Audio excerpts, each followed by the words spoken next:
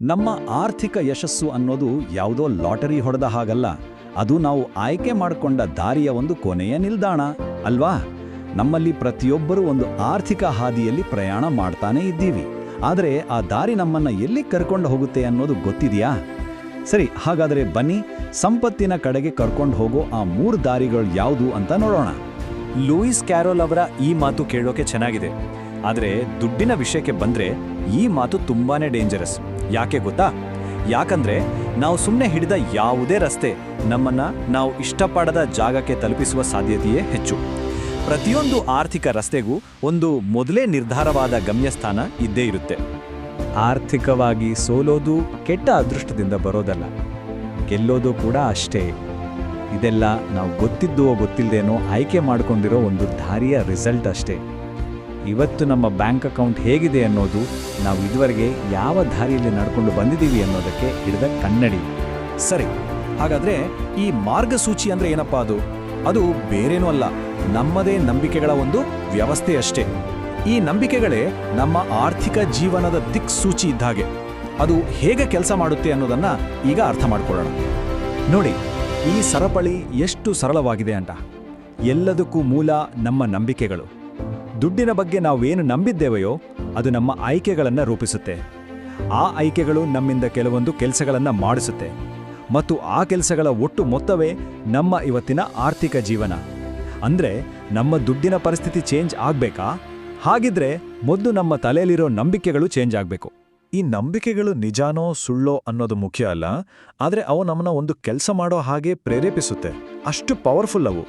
ಉದಾಹರಣೆಗೆ, ಸಾಲ ಮಾಡಿ ಆದರೂ ತುಪ್ಪ ತಿನ್ಬೇಕು ಅನ್ನೋ ನಂಬಿಕೆ ಇದ್ರೆ ಅವರ ಖರ್ಚಿನ ಸ್ಟೈಲೇ ಬೇರೆ ಇರುತ್ತೆ. ಅದೇ ಹನಿ ಹನಿ ಗೂಡಿದ್ರೆ ಹಳ್ಳ ಅಂತ ನಂಬಿದವರ ದಾರಿಯೇ ಬೇರೆ. ಈ ನಂಬಿಕೆಗಳೇ ನಮ್ಮ ಮಾರ್ಗಸೂಚಿ. ಸಾಮಾನ್ಯವಾಗಿ ನಮ್ಮೆಲ್ಲರ ಆರ್ಥಿಕ ಜೀವನವನ್ನ ರೂಪಿಸೋದು ಈ 3 ಮಾರ್ಗಸೂಚಿಗಳು.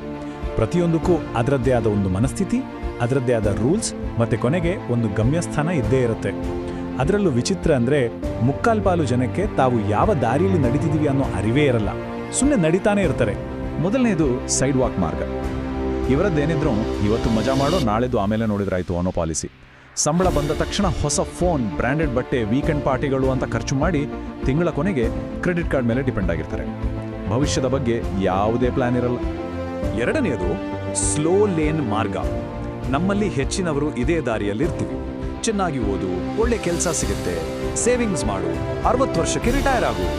ಇದು ಸೇಫ್ ದಾರಿ ನಿಜ. ಆದ್ರೆ ಇಲ್ಲಿ ನಾವು ದುಡ್ಡುಗೋಸ್ಕರ ನಮ್ಮ ಜೀವನದ ಅತಿ ಅಮೂಲ್ಯವಾದ ಸಮಯವನ್ನೇ ಮಾರಾಟ ಮಾಡ್ತೀವಿ. ಇದು ಆಮೆಗತಿಯ ಪ್ರಯಾಣ. ಕೊನೆಯದಾಗಿ ಫಾಸ್ಟ್ ಲೇನ್ ಮಾರ್ಗ. ಇವರು ಸಮಯವನ್ನ ನೇರವಾಗಿ ದುಡ್ಡಿಗಾಗಿ ಮಾರಲ್ಲ, ಬದಲಿಗೆ ಒಂದು ಸಿಸ್ಟಮ್ ಅನ್ನ ಕಟ್ತಾರೆ. ಅದು ಒಂದು ಬಿಸ್ನೆಸ್ ಆಗಿರಬಹುದು, ಒಂದು ಆ್ಯಪ್, ಅಥವಾ ಒಂದು ಯೂಟ್ಯೂಬ್ ಚಾನೆಲ್, ಏನಾದರೂ ಸರಿ. ಆ ಸಿಸ್ಟಮ್ ಅವರು ನಿದ್ದೆ ಮಾಡಬೇಕಾದ್ರೂ ಅವರಿಗೋಸ್ಕರ ದುಡಿಯುತ್ತೆ. ಇದು ರಿಸ್ಕಿ ದಾರಿ ನಿಜ, ಆದರೆ ಸಂಪತ್ತನ್ನು ವೇಗವಾಗಿ ತಲುಪುವ ದಾರಿಯೂ ಇದೆ. ಪ್ರತಿಯೊಂದು ಮಾರ್ಗವೂ ಅದರದ್ದೇ ಆದ ಒಂದು ಪ್ರಪಂಚ ಇದ್ದ ಹಾಗೆ, ಅದರದ್ದೇ ಆದ ರೂಲ್ಸ್ ಪ್ರಕಾರ ನಡೆಯುತ್ತೆ. ಸೈಡ್ ವಾಕ್ನಲ್ಲಿ ಕೆಲಸ ಮಾಡುವ ನಿಯಮಗಳು ಫಾಸ್ಟ್ ಲೈನ್ನಲ್ಲಿ ವರ್ಕ್ ಆಗಲ್ಲ. ಸೊ ಈ ಕಾಣಿಸ್ದೇ ಇರೋ ರೂಲ್ಸ್ಗಳನ್ನು ಅರ್ಥ ಮಾಡ್ಕೊಳ್ಳೋದು ತುಂಬಾನೇ ಇಂಪಾರ್ಟೆಂಟ್. ನಿಜವಾದ ಸತ್ವ ಅಂದ್ರೆ ಏನದು? ಯೋಚನೆ ಮಾಡಿ. ನೀವೊಂದು ಮಾವಿನ ಗಿಡ ನೆಟ್ಟು ಅದಕ್ಕೆ ಎಷ್ಟೇ ನೀರು, ಗೊಬ್ಬರ ಹಾಕಿದ್ರೂ ಅದರಿಂದ ಸೇಬಿನ ಹಣ್ಣು ಸಿಗುತ್ತಾ? ಚಾನ್ಸೇ ಇಲ್ಲ ಅಲ್ವಾ? ಯಾಕಂದ್ರೆ ಅದರ ನಿಜವಾದ ಸತ್ವ ಮಾವಿನ ಹಣ್ಣು ಕೊಡೋದು. ಹಾಗೆಯೇ ಪ್ರತಿಯೊಂದು ಆರ್ಥಿಕ ಮಾರ್ಗಕ್ಕೂ ಒಂದು ನೈಸರ್ಗಿಕ ಗಮ್ಯಸ್ಥಾನ ಇದೆ.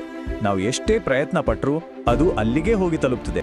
ಈ ಚಾರ್ಟ್ ನೋಡಿದ್ರೆ ಕ್ಲಿಯರ್ ಆಗಿ ಗೊತ್ತಾಗತ್ತೆ ಆ 3 ದಾರಿಗಳ ಅಂತಿಮ ನಿಲ್ದಾಣ ಯಾವುದು ಅಂತ. ಸೈಡ್ ವಾಕ್ ಮಾರ್ಗದ ನೈಸರ್ಗಿಕ ಗಮ್ಯಸ್ಥಾನ ಬಡತನ. ಸ್ಲೋ ಲೇನ್ ಮಾರ್ಗ ನಮ್ಮನ್ನ ಒಂದು ಸಾಧಾರಣ ಮಧ್ಯಮ ವರ್ಗದ ಜೀವನಕ್ಕೆ ಕರ್ಕೊಂಡೋಗುತ್ತೆ. ಆದ್ರೆ ಫಾಸ್ಟ್ ಲೇನ್ ಮಾರ್ಗಕ್ಕೆ ಮಾತ್ರ ನಮ್ಮನ್ನ ಸಂಪತ್ತಿನ ಕಡೆಗೆ ಕರ್ಕೊಂಡೋಗೋ ಸಾಮರ್ಥ್ಯ ಇದೆ. ಇದನ್ನ ಹೀಗೆ ಯೋಚನೆ ಮಾಡಿ. ಸೈಡ್ ವಾಕ್ ಅಂದ್ರೆ ಕಾಲ್ನಡಿಗೆ, ಸ್ಲೋ ಲೇನ್ ಅಂದ್ರೆ ಗಂಟೆಗೆ 60 ಕಿಲೋಮೀಟರ್ ಹೋಗೋ ಪ್ಯಾಸೆಂಜರ್ ಟ್ರೈನ್. ಆದರೆ ಫಾಸ್ಟ್ ಲೇನ್ ಅದು ಗಂಟೆಗೆ 300 ಕಿಲೋಮೀಟರ್ ಸ್ಪೀಡಲ್ಲಿ ಹೋಗೋ ಬುಲೆಟ್ ಟ್ರೈನ್ ಇದ್ದ ಹಾಗೆ. ಪ್ರತಿಯೊಂದು ದಾರಿಗೂ ಅದರದೇ ಆದ ಸ್ಪೀಡ್ ಲಿಮಿಟ್ ಇದೆ. ಸಂಪತ್ತು ಎಷ್ಟು ಬೇಗ ಸೃಷ್ಟಿಯಾಗುತ್ತೆ ಅನ್ನೋದು ನಾವು ಯಾವ ಹಳಿಯಲ್ಲಿದ್ದೀವಿ ಅನ್ನೋದ್ರ ಮೇಲೆ ನಿಂತಿದೆ. ಹಾಗಾದ್ರೆ ಒಬ್ರು ಯಾವ ದಾರಿಯಲ್ಲಿದ್ದಾರೆ ಅಂತ ಕಂಡುಹಿಡಿಯೋದು ಹೇಗೆ? ಸಿಂಪಲ್. ಅವರ ಯೋಚನಾ ರೀತಿ, ಅವರ ಮನಸ್ಥಿತಿಯನ್ನು ನೋಡಿದ್ರೆ ಸಾಕು. ಪ್ರತಿಯೊಂದು ದಾರಿಯಲ್ಲೂ ಕೆಲವೊಂದು ಸ್ಪೆಷಲ್ ಮೈಂಡ್ ಸೆಟ್ಗಳಿರ್ತವೆ. ಅವು ಅವರ ನಿರ್ಧಾರಗಳನ್ನು ಕಂಟ್ರೋಲ್ ಮಾಡ್ತವೆ. ಉದಾಹರಣೆಗೆ ಸಾಲ. ಸೈಡ್ ವಾಕರ್ ಅದರಲ್ಲಿ ಹೊಸ ಐಫೋನ್ ತಗೊಂಡ್ರೆ, ಫಾಸ್ಟ್ ಲೇನರ್ ಅದನ್ನ ಬಿಸ್ನೆಸ್ನಲ್ಲಿ ಇನ್ವೆಸ್ಟ್ ಮಾಡ್ತಾನೆ. ನೋಡಿದ್ರ ವ್ಯತ್ಯಾಸ? ಸಮಯದ ಬಗ್ಗೆ ಯೋಚನೆ ಮಾಡಿ. ಸ್ಲೋ ಲೇನರ್ ತನ್ನ 5 ದಿನದ ವಾರವನ್ನ ಆ 2 ದಿನದ ವೀಕೆಂಡ್ಗೋಸ್ಕರ ಕಳೀತಾನೆ. ಆದರೆ ಫಾಸ್ಟ್ ಲೇನರ್ಗೆ ಸಮಯ ಅನ್ನೋದು ಅತ್ಯಮೂಲ್ಯ ಆಸ್ತಿ. ಇದೇ ರೀತಿ ದುಡ್ಡು, ಶಿಕ್ಷಣ, ಆದಾಯದ ಮೂಲ ಇವುಗಳ ಬಗ್ಗೆ ನಮ್ಮ ಗ್ರಹಿಕೆಗಳೇ ನಾವು ಯಾವ ಮಾರ್ಗದಲ್ಲಿದ್ದೀವಿ ಅಂತ ಹೇಳ್ಬಿಡ್ತವೆ. ಇಲ್ಲಿವರೆಗೂ ನಾವು ಮಾತಾಡಿದಿರಲ್ಲ, ಅದರಲ್ಲೆಲ್ಲ ಇಂಪಾರ್ಟೆಂಟ್ ಪಾಯಿಂಟ್ ಒಂದೇ. ನಮ್ಮ ಆರ್ಥಿಕ ದಾರಿಯನ್ನ ನಾವೇ ಪ್ರಜ್ಞಾಪೂರ್ವಕವಾಗಿ ಆಯ್ಕೆ ಮಾಡ್ಕೋಬಹುದು. ನಾವು ಯಾವ ದಾರಿಯಲ್ಲಿ ಹೋಗ್ತಾ ಇದ್ದೀವಿ ಅಂತ ಗೊತ್ತಾಗ್ಬಿಟ್ರೆ ದಾರಿ ಬದಲಾಯಿಸೋದು ಕೂಡ ನಮ್ಮ ಕೈಯಲ್ಲೇ ಇದೆ. ನಿಜವಾಗ್ಲೂ ನಮ್ಮ ಆರ್ಥಿಕ ಜೀವನದಲ್ಲಿ ಬದಲಾವಣೆ ಬರಬೇಕು ಅಂದ್ರೆ ಮೊದಲು ನಮ್ಮ ತಲೆಯಲ್ಲಿರೋ ನಂಬಿಕೆಗಳು ಬದಲಾಗಬೇಕು. ನಮ್ಮ ಮಾರ್ಗಸೂಚಿಯೇ ಚೇಂಜ್ ಆಗಬೇಕು.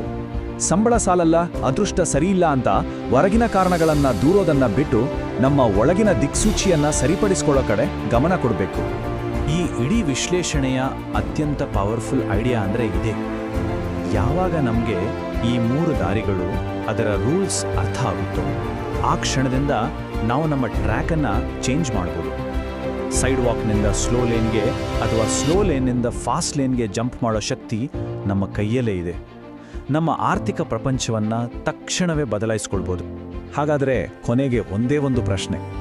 ಇವತ್ತು ನೀವು ನಡೀತಾ ಇರೋ ಆರ್ಥಿಕ ದಾರಿಯನ್ನ ನೀವೇ ಸ್ವತಃ ಪ್ರಜ್ಞಾಪೂರ್ವಕವಾಗಿ ಆಯ್ಕೆ ಮಾಡ್ಕೊಂಡಿದ್ದೀರಾ, ಅಥವಾ ನಿಮ್ಮ ಪರಿಸ್ಥಿತಿ, ಸಮಾಜ, ಬೇರೆಯವರು ನಿಮಗೋಸ್ಕರ ಅದನ್ನು ಆಯ್ಕೆ ಮಾಡಿದಾರಾ? ಸ್ವಲ್ಪ ಯೋಚನೆ ಮಾಡಿ.